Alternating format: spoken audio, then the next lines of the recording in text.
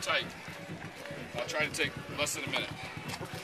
This house behind me where I just said hi to Rose. Rose is the mother to Daniel and Jacob.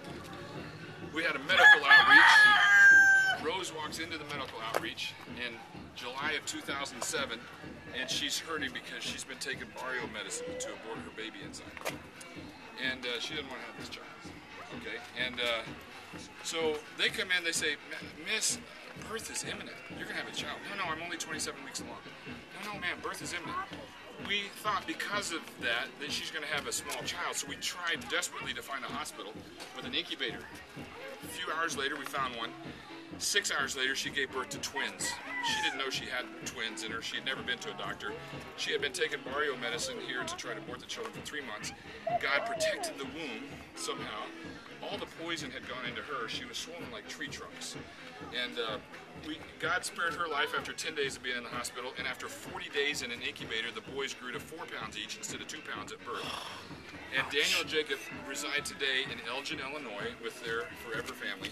And just an incredible story. I got to visit their home and see them with mom and dad. Incredible.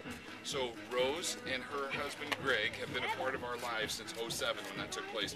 Greg is one of my best workers. They go to church. Their lives have been transformed. They've had another baby. They kept the little baby right there. And just in this last 6 months, we built 2 houses here out of hollow block. The roof that we tore off the storage down there that we're building behind, we put the roof up here, we put the windows in, and they have a great hollow block steel house now instead of what they were living in, which is directly behind you. All right, and so now another family's moved in there. But 2 families live here, one here and one on the other side of that. One time I had a group of young people here. They called me on the phone. They were desperate. I'm on to my second story now. So that first story was 1 minute. Now this is the second story. They were supposed to be the second story. 30 seconds. So I get this call. I get this desperation call.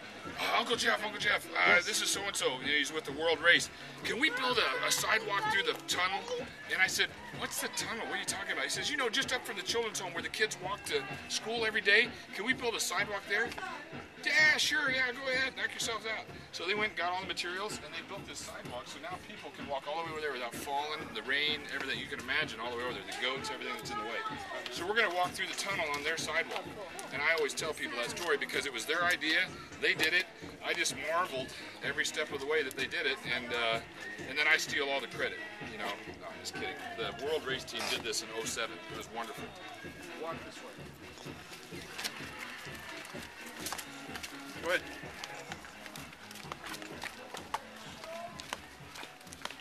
This is the house that we built. These 2 houses right here.